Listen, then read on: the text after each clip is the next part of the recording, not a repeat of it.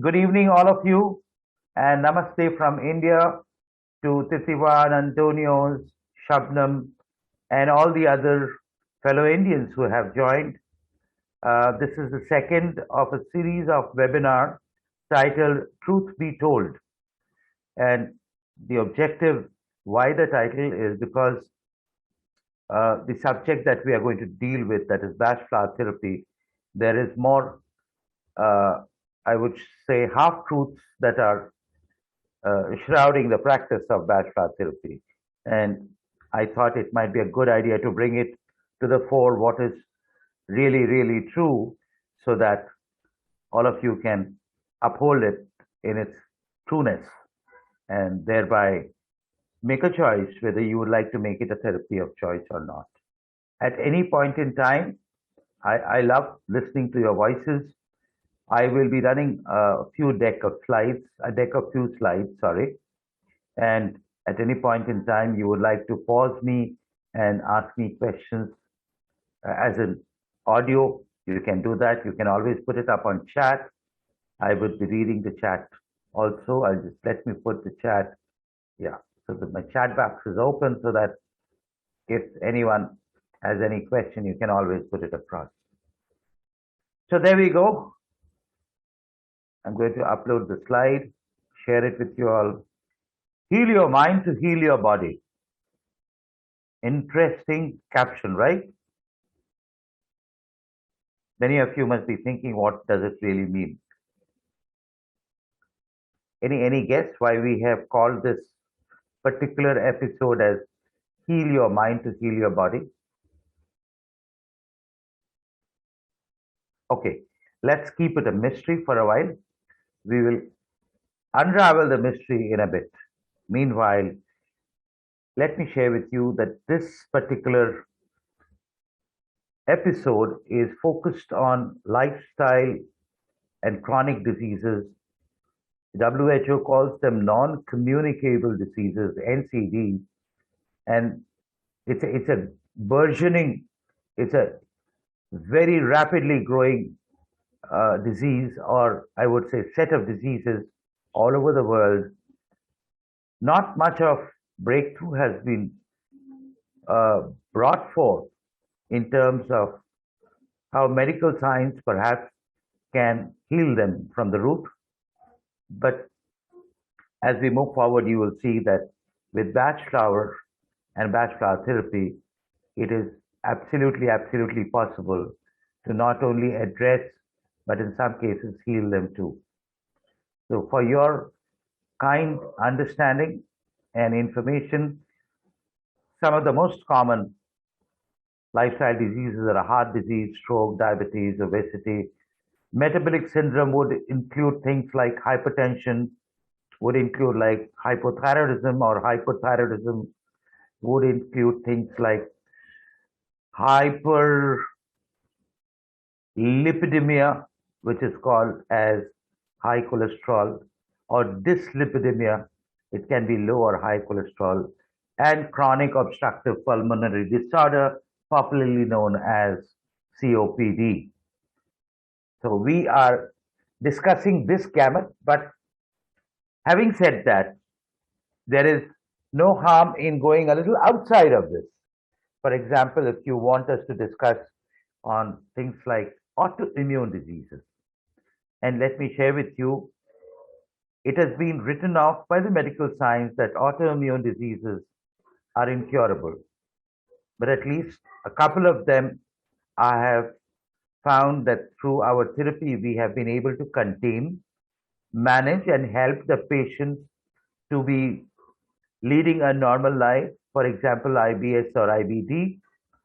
And there is a very, I'm forgetting the name, there is a thyroid related, Hashimoto's effect or Hashimoto's syndrome.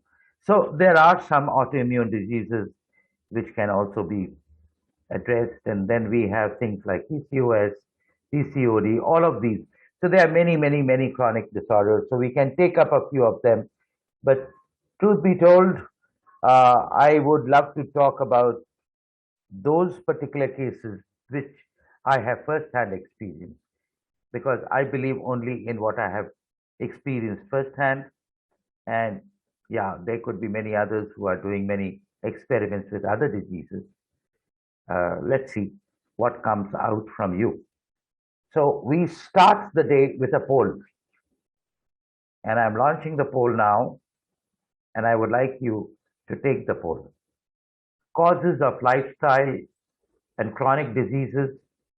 I've given, I think, four of them. You just have to respond in yes and no. You can choose more than one. Oh, it is selected as single choice. Okay, fair enough. Only four of you are participating. I want all of you to participate in the poll. We'll get a fairly good understanding. Yeah, I think more than 50% now. I think, Antonios, you are trying to annotate on the screen. Are you trying to say something? I was trying to take a part in a pod, that's all. Oh, I'm okay. not sure if set. No problem, no problem. I've just erased it. Okay, so the results are coming out. Interesting results. Dietary irregularities, 100% of you believe it's because of dietary irregularities. 80% of you believe it's because of environmental factors. Environmental factors, as in my occupation and the environment that I am in the occupation, sedentary lifestyle, could be the social circles that I mingle with and things like that. Familial traits, very often, uh, it may not be genetic, but then people say that my father used to do this, so it's because of that. Okay, and then genes. There are 80% who have talked about genes being responsible, familial traits 90%, and environmental factors 80%, and dietary irregularities, which is 100%.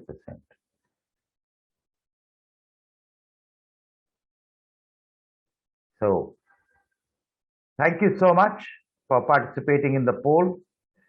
It's almost like all of you have uh, majorly 80% plus attributed lifestyle and chronic diseases to some things which are out of our control, right? Now, here is something I'm going to share with you. How many of you have heard the name of Dr. Bruce H. Lipton?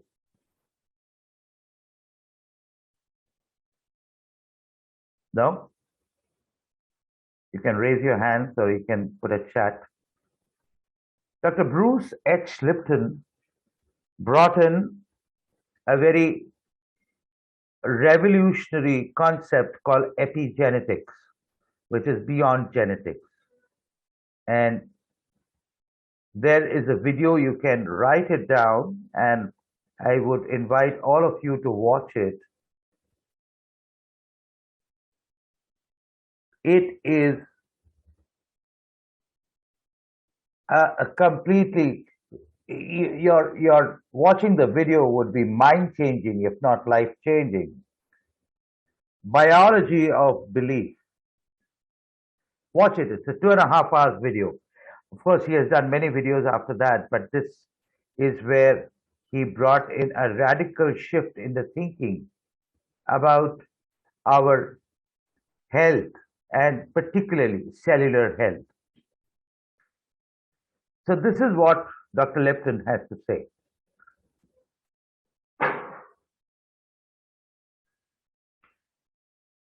Just like a single cell, the character of our lives is determined not by our genes, but by our response to the environmental signals.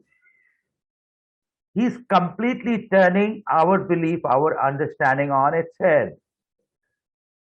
According to him, Genes are not responsible for the way we behave, for the way our cells behave. And this particular first quote also talks about just like a single cell.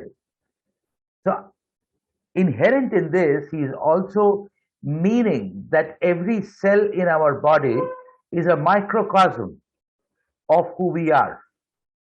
It has a mind, it has an intelligence of its own, it has a mobility of its own, and which is true, which has been proven in biology also.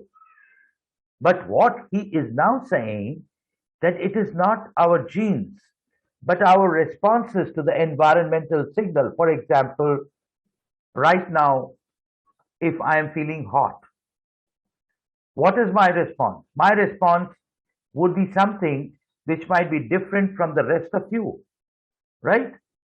So, a lot of who we are and what we are depends upon my response, and therefore, the microcosm, which is the cell, at a cellular level also, what happens is predominantly because the way the cell responds to the environment. And the cellular environment is very different from the environment that we live in. It's full of chemicals. We'll come to that. We are not victims of our genes. Now, I have heard many people, we'll talk about some cases if we get time. Uh, it starts by somebody coming and saying, "Oh, I'm so obese, and actually, my mother was obese and my grandmother was obese." And then I will ask, "Okay, uh, is are your siblings obese?" "No, my brother is very fit. My sister also, she is a sporty kind and she has kept herself well. So maybe I'm obese and because of that, I don't have physical exercises. So environmental factor comes in." Okay. So is your brother into physical exercises? No, no, he is a very happy-go-lucky person, but he is very fit. I'm the only one obese. The question is, if it is about genes, then why not the other siblings? If it is about food, like you said, diet, why not? Why not those, for example, who are eating rich food?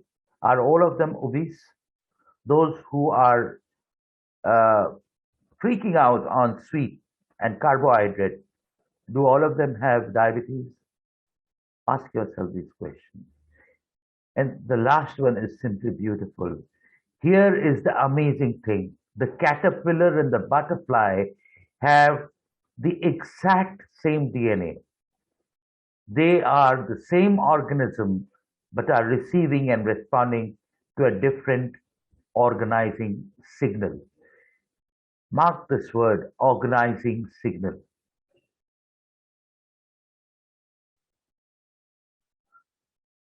So, imagine all of us, 7 billion of us, are the same organism, but we are individuals coming with unique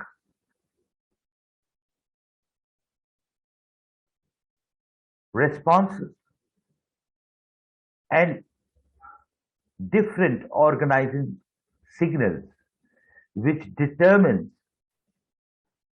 our response to the environment. And when our response to the environment changes, the cellular environment, as in whether it is a constructive environment, whether it is a generative environment or a degenerative environment, changes. I'm trying to bring in the gist of epigenetics. When it is generative, the cell is happy, so to say, and nourished, and it is immune to diseases. When it is degenerative, it shrinks and becomes susceptible to diseases. Very simple.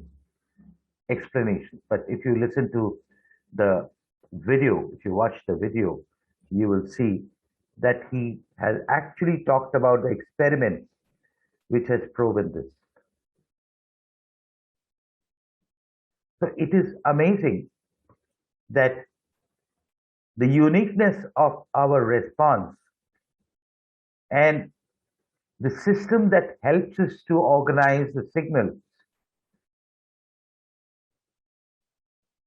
creates an environment within our system, within our body, which determines, do I have or am I prone to a particular disease or more than one diseases, or am I not prone? That's such an amazing thing, right? Now the question is, what in us brings in that uniqueness of response?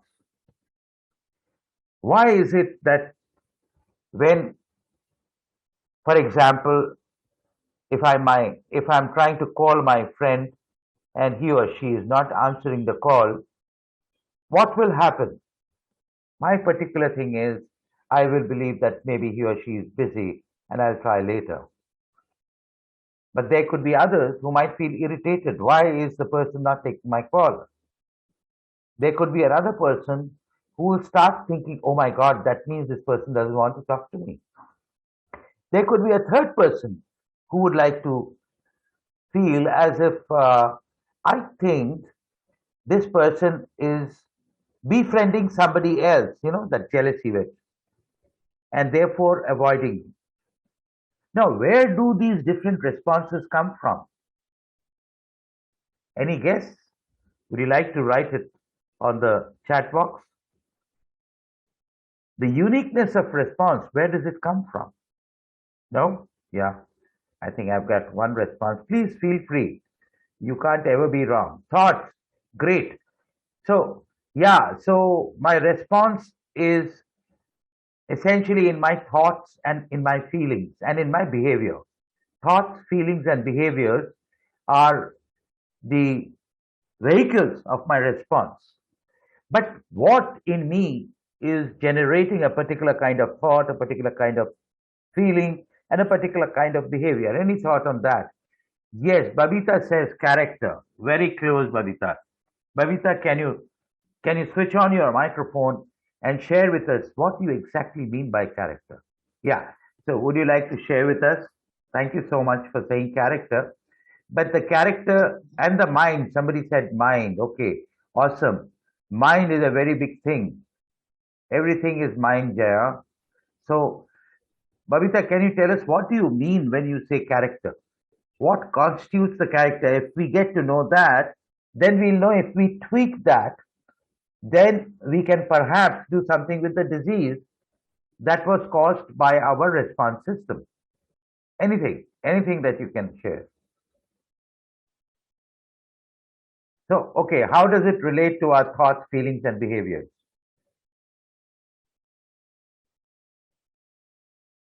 No?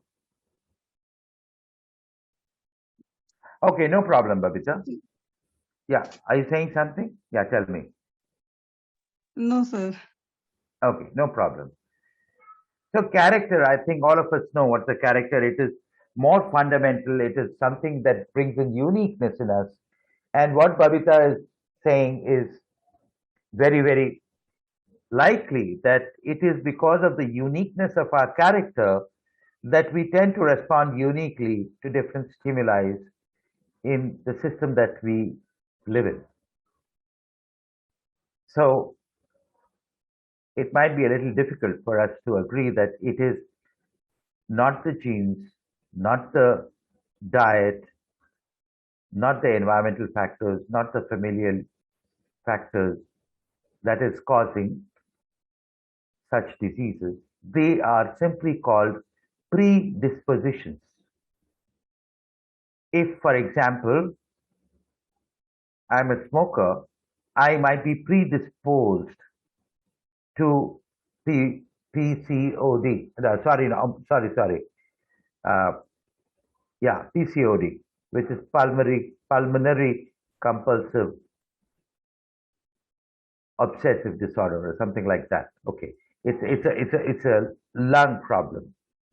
If I am given to drinking in large quantities and drinking regularly, I might be predisposed to contracting liver diseases, for particularly cirrhosis of liver. But these are predispositions. For if everyone who was a smoker had, it's not PCOD, sorry guys, I'm correcting myself. It is COPD. I'll go to the previous slide. Chronic obstructive pulmonary disorder, where breathing becomes difficult and ultimately people find it very difficult to, use the lung as it should be. So all smokers should have it, but all smokers don't have it. All drinkers don't get affected by liver cirrhosis. As a matter of fact, when I was in college, I was, kind of shocked to know one of my very close friend, my classmate, his father passed away of cirrhosis of liver, and he was an absolute teetotaler. He not only teetotaler, he was a vegetarian. He would not even touch any kind of non-vegetarian food.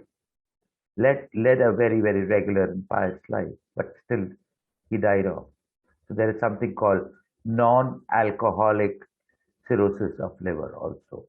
So I mean, it's amazing, right? That all this time we believed that there are so many external reasons for us to have contracted a particular lifestyle disease or a chronic disease. But now Dr. Bruce Lipton is turning it on its head and saying, we are responsible. And we, as Babita said, our character, but now I'm going to show you something. But before that, let me share with you, this is an awesome quote which I love from Dr. Edward Bach, who is the discoverer of Bach flower remedies. And thanks to him, today we therapists and we practitioners are able to go out and reach out to you and help you to manage, address, and heal your diseases. So the essence of this, you can read it. The essence of this is the moment I'm struck with illness, the moment I'm ill, there is something that has happened to me. It's a harbinger of a message. It's a harbinger of message that, hey guys, something is wrong deep inside you. It is not just in your body, but something to do with the way you live. And not just way you live as in physically, but the way you live emotionally. And you may want to correct your path. He's again saying the same thing in a very different language. That you may want to believe that the disease has happened because of this. Many people nowadays, it's winter in India, and some people say that the moment this temperature goes down and a stiff cold breeze is blowing, I get stuffy nose, I sneeze, and it becomes very difficult. I get headache. And just today, somebody was saying, do you believe that the weather is responsible? It's an environmental reason, right? The weather is responsible for your affliction, for your illness. The person says, then what is it? I said, no. It's because you're too sensitive. You're too intolerant about things in life. Aren't you? The person says, yeah, I am. So my friends, now not mulling over it a little too much, let's understand one diktat: body mimics the mind. And the mind behaves in a way determined by your beliefs, your needs, your drivers, your attitude, your mentality, your temperament, which is all deep-seated, lurking in your unconscious. You're not even aware of. Like right now, I'm doing this, right? Why am I doing this? I don't know why I'm doing this. But that's how I am wired. That's a wiring, we call it also. That's what Babita said is a character. So be able to deal with such diseases, which are called lifestyle diseases and chronic diseases, we need to tweak there. And it's a tall order. The unconscious is the unconscious. I don't even know what is there, and 90% of us is the unconscious. There it is. When you see the iceberg, the part of the iceberg which is below the waterline is where the unconscious is, which is 90% of who we are. Part of the iceberg which is above the waterline is all the physical symptoms that we get to see, the thoughts, feelings, and behaviors that we are aware of, and maybe some of the recent memories which are also driving our thoughts, feelings, and behaviors. But anything beyond that, we don't know. And what are these? Have a look at it. Lifestyle diseases, as in the markers of the disease, high blood sugar for diabetes, the weight, which is beyond the normal range of weight for obesity, high lipids in your blood for high cholesterol, high pressure, the mercury reading, the diastolic and the systolic reading. So these are all indicators of the disease, medical or physical indicators for the disease. Now, most often, when you go to a doctor and ask him what is a singular reason for such diseases to happen, he'll say it is damaged metabolism. He is right, but that's a reason. That's not the cause. Please understand. The difference between the cause and the reason is more immediate, but the cause is underlying. Now, very often he might say, I'm sure you would be reading in the news very often that so and so person, often a celebrity, died of severe cardiac arrest and maybe at a very unripe age of mid 50s or sometimes even less than that, mid 40s. And the doctor diagnosed that the person was under extreme amount of stress. Now, stress is a very generic set of emotions. It does not exactly talk about what were those negative feelings, thoughts, habits, and behaviors that brought about the stress in that person, which led to a cardiac arrest, right? But what the medical science does not talk about, and what Bruce Lipton has talked about, and what we delve with in our practice of Bach flower therapy, I call it transformative healing with Bach flower essences, is what we call the limiting blocks and conditionings. And look at the big list: powerlessness, worthlessness, perceptions, prejudices, paradigms, constructs, beliefs, principles, stereotypes, dogmas, whatnot. All acquired over our growing up age from the environment that we grew up in. But unfortunately, that was the past. We are still lugging the past, and unknown to us, our present is getting architected based on the limiting blocks of this past. Just think about it. We are in bondage of the past. We are shackled by the past. Unknowing, we are not doing anything deliberately. If we can unshackle ourselves of the past, we can have extremely appropriate and genuine response to our environment, not driven by that part of the iceberg which is below the waterline. Just think about it. Question is it possible? Highly possible. I'm now showing you how typically such diseases are addressed when people come to us.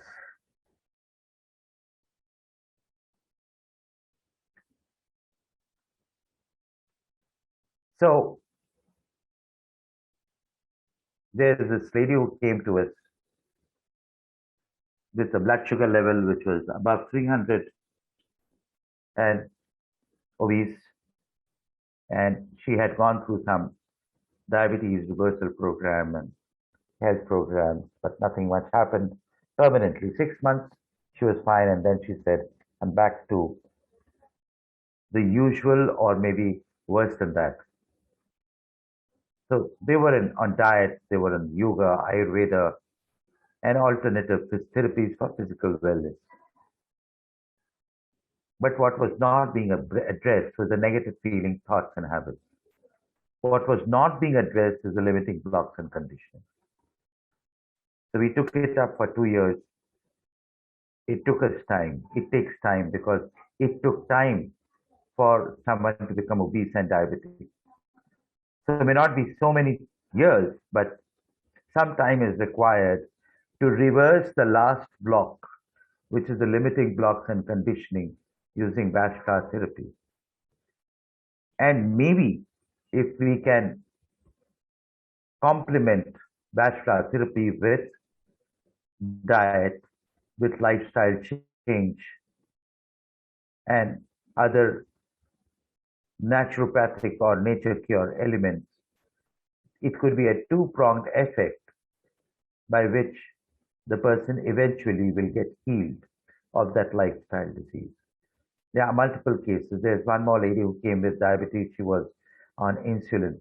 And I still, when I recall, the response was simply amazing. She started on this program whereby we focus typically on uh, healing lifestyle diseases. And within 3 months, she was off insulin. Within 6 months, her blood sugar level had come to normal. In the balance 6 months, she felt that she could slowly come back to near regular diet. Why I say near regular? Because what brought you here will not take you there, right? So if there were certain dietary irregularities which worked as predisposition, we advise the client not to go back to the irregularities. One can always have carbs, one can always have a little bit of sweet, but all within certain limits. The portion size was contained, and after 1 year, she completed the program and she left. And she said, thank you very much. I think I'm going to continue this regime and I'm going to continue being on Bach therapy. There is another story. Somebody was pre-diabetic, not diabetic. And the person started Bach therapy with us. And the person went from being pre-diabetic to being normal. Until date, I think the person is still normal. So you can also prevent with Bach therapy. And for those who don't know, it is absolutely safe because it doesn't have any chemical, absolutely simple to administer. And even if you're not ill, Bach flower therapy can be taken to be well. Like I tell many people, it's not a therapy to cure illness, it's a therapy to assure well-being. Now, I'm going to share with you some of, we have dealt with Bruce Lipton, we have looked at what are the real causes of our lifestyle diseases, and there is a lot of research done by this amazing human being, Louise Hay. She's an author of this book called Heal Your Life, and then she made another book called Heal Your Body, where she focused completely on the body. And she is laying down emotional causes for so many diseases. Cholesterol, clogging of the channel of joy, fear of accepting joy. Now, all these, please understand, the moment we have been able to decipher high cholesterol as a disease and translate it in emotional cause, we can heal the top layer, which is a conscious layer of emotion, and the unconscious layer of emotion through Bach therapy. Diabetes, longing for what might have happened or might have been, a great need to control, deep sorrow, no sweetness left. Heart problem, long-standing emotional problems, lack of joy, hardening of the heart, belief in strain and stress. Hypothyroidism, giving up, feeling hopelessly stifled. Do you see how the body mimics the mind? If the mind is stifled, then the throat, because in hypothyroidism, your thyroid comes as an obstruction and you feel stifled. Liver problem, chronic complaining, justifying, finding faults to deceive oneself. Obesity, again, body mimics the mind. Because of my need for protection, because I'm scared, I also signal the body that, hey, put on a protective coat. So what is fat? Fat then comes as a protective coat. Depression, sorry, PCOS, depression, shame, low esteem, inability to create obstacles in the process of creation. So these are some of them, but there is a long list, and we practitioners are day in and day out dealing with such things. We don't need to refer to this. What we do is we do a proper diagnosis, which is called a 4-layer structured diagnosis. Based on that, we arrive at the top layer of emotions, which is thoughts, feelings, and behavior. And then through the structured diagnosis, we go into the causative beliefs, we go into the causative blocks and the conditionings, and then make an emotional landscape of that individual. And layer by layer, we heal. It takes time, but believe you me, the healing is transformational. That's why I call it transformative healing with Bachka essences. Okay, so finally, I thought before I pass it on to you, why Bachka therapy? There are 5 points, and this has come out after a lot of research. They do not have any chemicals. That's the first thing. They're purely vibrational. So by tweaking our vibrations inside our body, it actually helps us to move from low emotional vibrations to higher frequency of positive emotional vibrations. There's a research done by Dr. David Hawkins. I'll write the name here again. You can do some reading. It's a very, very intense science, and confluence of many science. He did this research and published what is called as map of consciousness. And there you will find that when you are in a depressed state, your personal vibration, the vibration of your presence is very low. It's at 20 hertz compared to when you are maybe angry, which is slightly higher. And then as you move up, you come to love, compassion, forgiveness. And finally, at the level of enlightenment, your vibrational levels are 700 hertz. Now, what Bachka does is very simple, because the Bachka remedies, the 38 of them, come from flowers with high vibrations. They go and dissolve the low vibration and lift your personal vibration to a higher level of consciousness or map of consciousness.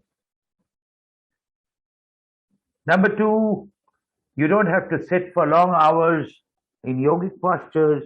You don't have to go to a counselor and get counseled for hours together. I'm not saying you don't have to gym. You need a minimal physical activity of maybe 20 minutes to half an hour every day, but not great physical activity for you to. So, what I'm saying is the time, effort, and money involved is very negligible compared to other modes of therapy. Third point is very important. Because there is no chemical, there is no contamination. There is no side effect, therefore.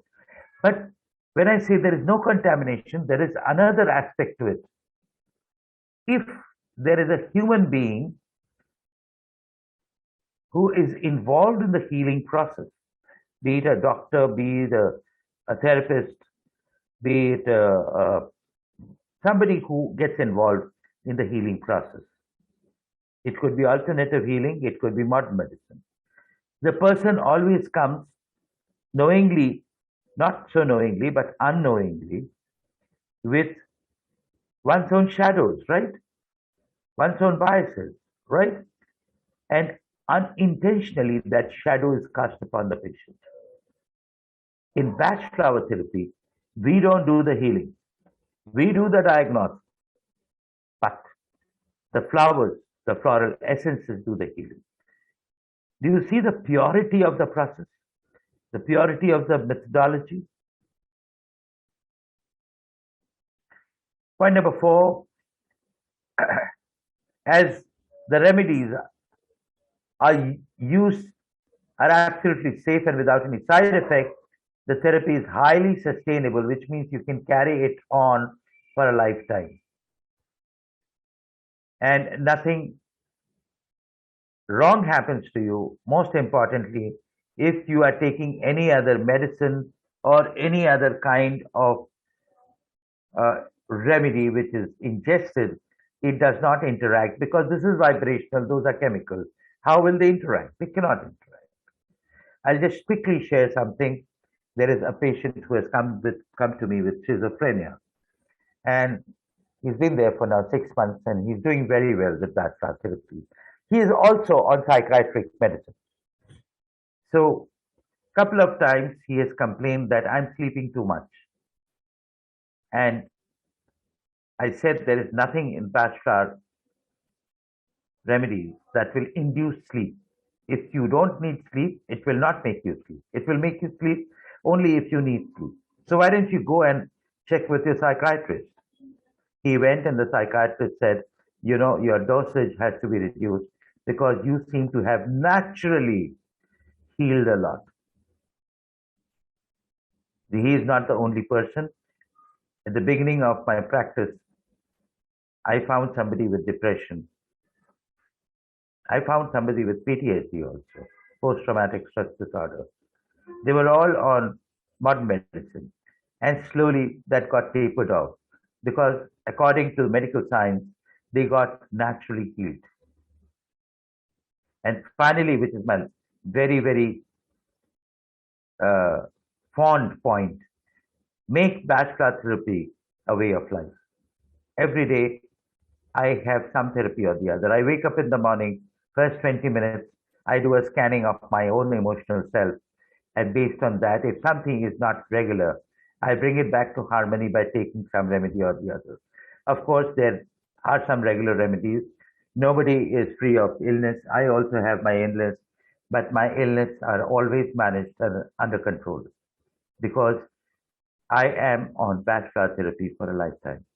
And not only that, I've been able to keep myself away from other illnesses also. At the age of 66, touch wood, my energy levels are comparable to somebody in 46, both mental, emotional, and physical. So with that, I think I'll hand over the floor to you for your questions. And please feel free. You can unmute yourself one at a time whenever you have to ask questions. I would love to take the question on voice from you.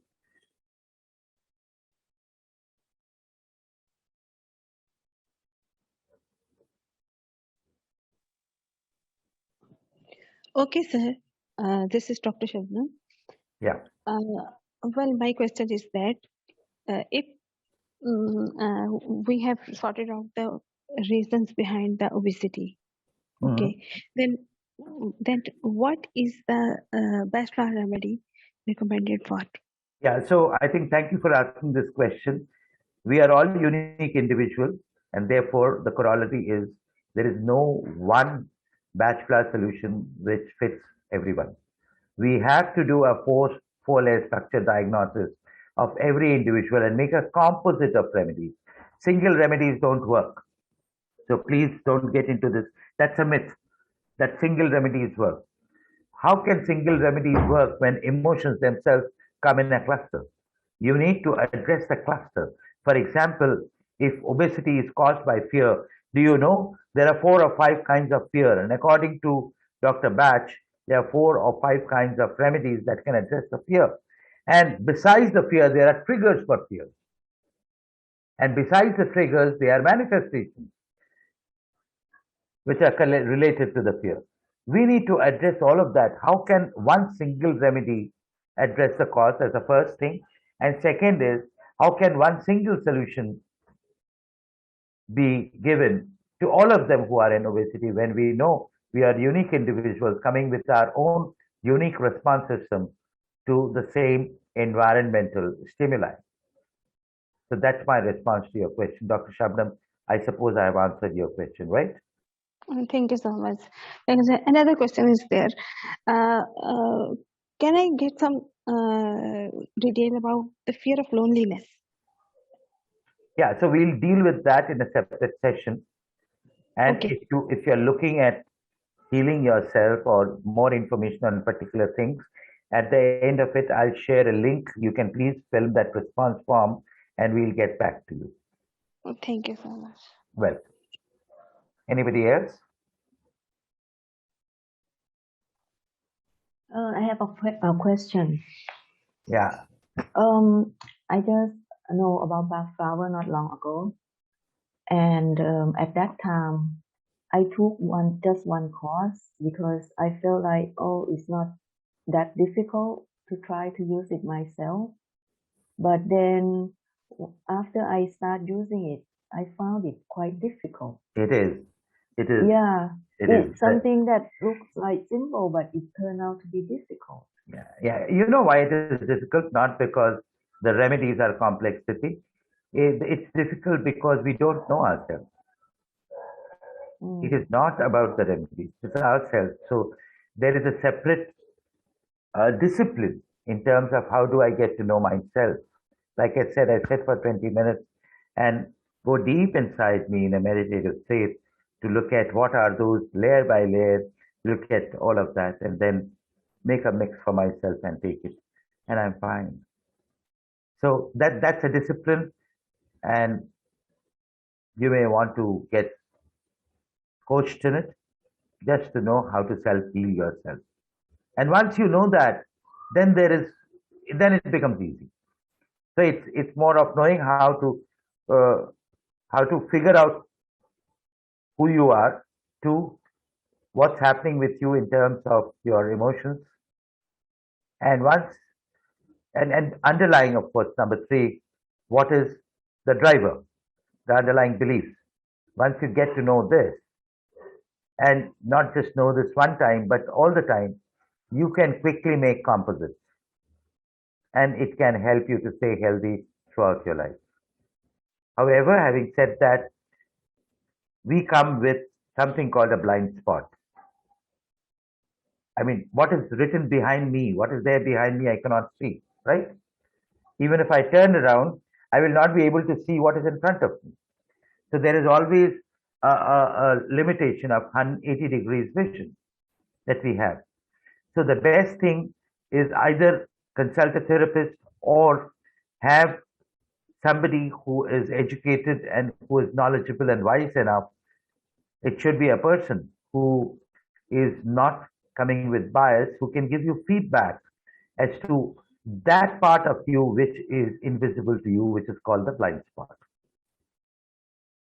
We can get into details of this. You fill up I'll share with you the link of the contact form. We can share the details.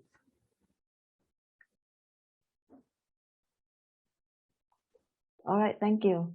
I hope I answered your question, Titi. Yes, thank you. Thank you.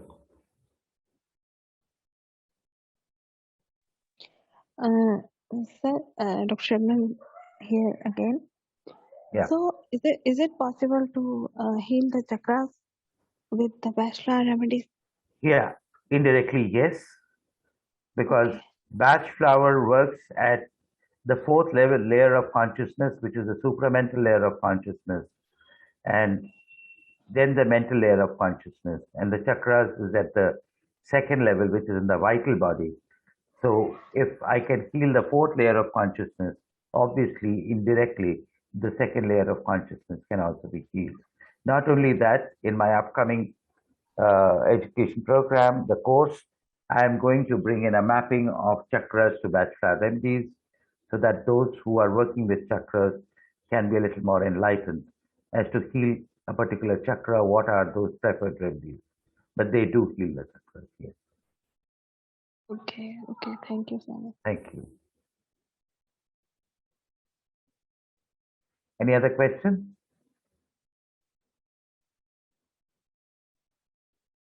Meanwhile, let me share the form with you.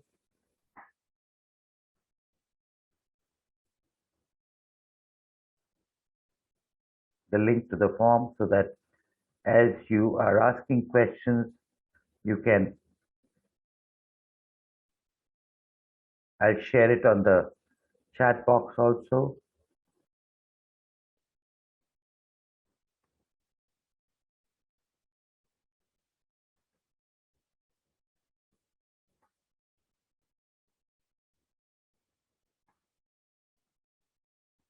Here is the link. You can fill it up, and there is a section over there where you can write what is it that you would like to know more about, and we'll set up what we call as a discovery call for you and help you to understand more of that particular area which you are interested in.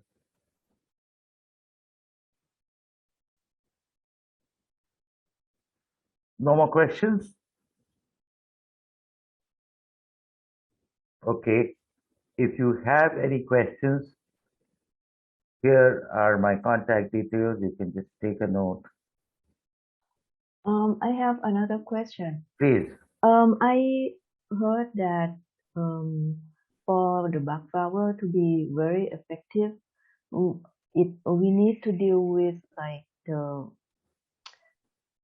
the emotion that's really in the present. That's right. Absolutely. It is the emotion in the present. Yes. But then you mentioned about that sometimes we could use Bach flower just for the well-being. And for that, then how to? Yeah. So Yeah. the prerequisite is that you definitely need to figure out what are the emotions at the present. That's exactly what I'm talking about. What I do, Tithi, I wake up in the morning and look at my emotions in that moment in the day. And based on that, I create the mix for the day. And actually doesn't need for the day. It's maybe 1 or 2 hours and those, dysfunctional emotions are gone. Maybe in the afternoon, there might be something else and I'm not feeling comfortable. I'll take something else. However, it's a very interesting question. There are certain emotions which are sustained over a period of time.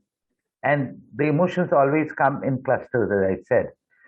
Now, typically, through my practice, I've seen any particular emotional condition or cluster of emotions takes 2 to 3 weeks to completely heal. It might, for example, anger. If you're feeling angry, you take the remedy for anger, you might feel temporarily relieved. But then to get rid of it, you need to have it at least for 3 to 4 weeks and maybe need to repeat it later. So that is what I meant, that choosing it for a lifetime, it can help you to stay well and ward off illness.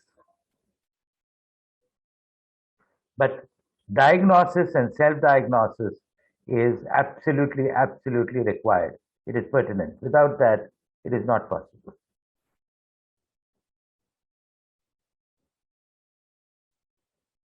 Have I answered your question, Siti? Yeah, so then it sounds like sometimes, Sounds like it's like if we like randomly pick one, that perhaps that one could work in our subconscious level without we have to know about it, right? no, you need to know. You need to know what is happening in your subconscious or unconscious. You also need to know No, what no, particular cluster of remedies are I going mean, to. Yeah, sorry. in terms of the well-being, that one. No, that you don't need to. As long Yeah, as yeah. you are on the. So it's Yes. like we just pick one remedy, one back flower. No, no, but it's very dynamic. Your emotions are dynamic because the environment is dynamic and the stimuli of the environment are changing. So your response, your emotional response is changing. You think about yourself, a typical day. Was yesterday the same as today and is tomorrow going to be the same as today? No. So they're very dynamic. However, there are some patterns which continue and we heal those patterns. And once those patterns are healed at a deeper level, at an unconscious level, your responses also start getting healed. Mm-hmm. Very pertinent question. Thank you so much. But I hope I'm able to answer your question. To some extent, thank you. You get back to me. I think you will require to go through a complete end-to-end education on how to use bachelor therapy and how to become a practitioner. You can be a practitioner for yourself or for others or for both or yourself and others. But it's a complete science, it's a discipline. That's another myth. People thought that you can just pick up some remedies and read up on the website as to what these remedies do. I have my students here like Kamlesh, Babita, you can check with them. Has it worked? No, it has not worked. Short term, yes. But has it worked in terms of healing those conditions? No, they haven't. Mm. All right, I will talk to you more later. Yeah, you just fill up the form and we'll connect. Okay, thanks. Welcome. Any other questions?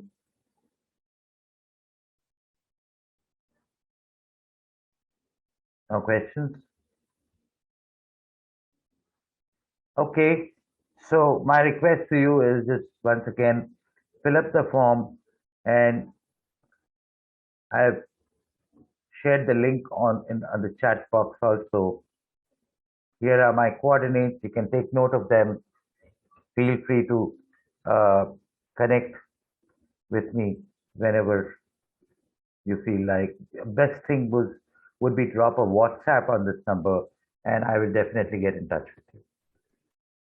Okay? There were some comments in the chat. Yeah. Let me see. How can I get more people interested? Russo, first is thank you ever so much for joining this session. Where do you come from? Can you just unmute yourself and let's have a quick chat? Francine, Florida, US. Wow, that's pretty early in the morning.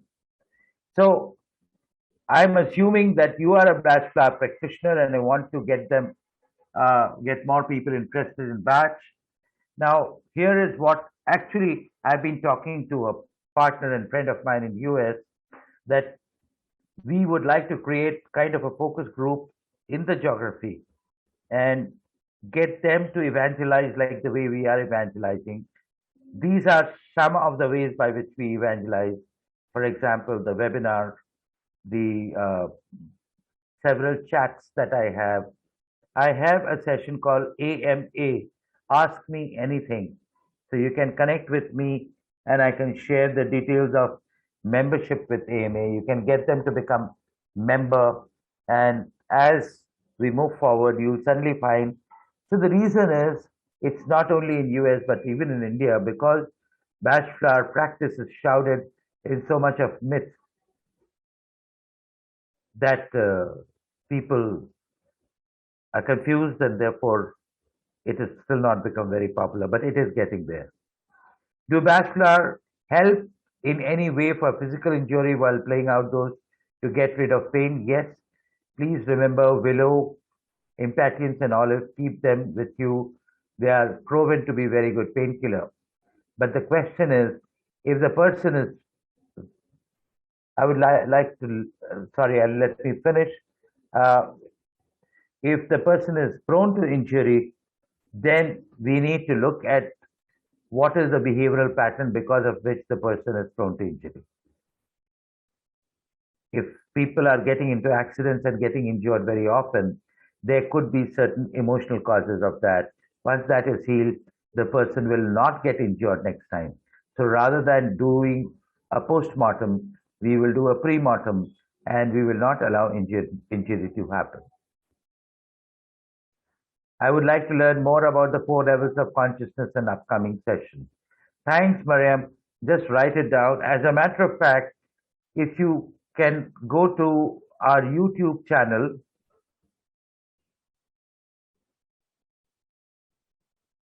you can go to the website and you can find the YouTube channel, or I can give you the link over here, or you can write to me, I'll give you the link. You will find the recording of the previous webinar.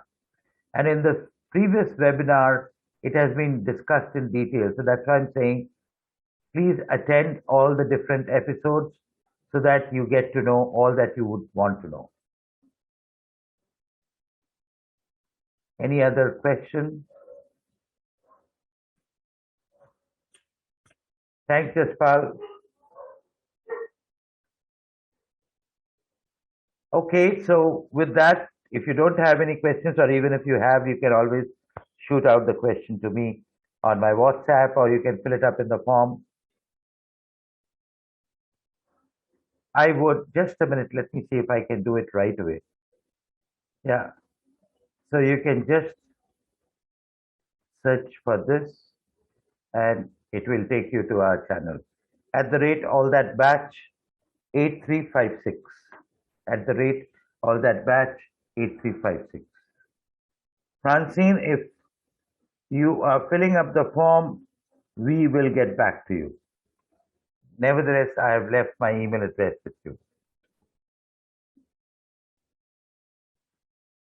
Thank you very much, Tithi. Thank you so much for joining. Keep in touch. I will inform you about the upcoming webinars, and please join me and join us for the upcoming webinars also.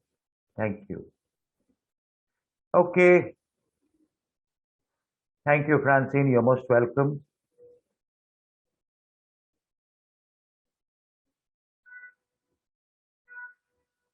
So with that, I will take leave. I'll take your leave and say goodbye to you, and a very Merry Christmas and a glorious, happy, prosperous, joyful 2023. Because the next webinar is going to be in January. So I'm wishing you with the depth of my heart, please take care, and you can please go ahead and have all the good savories during this festival season, the celebration season, this holiday season.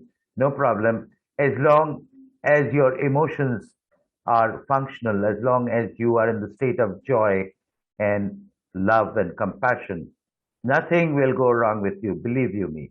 Yes, if you have historically put in a lot of weight and things like that, well, that needs to be reversed. We can talk about that offline. Thank you, Shabnam. Thank you very much. You too, all the best and take care.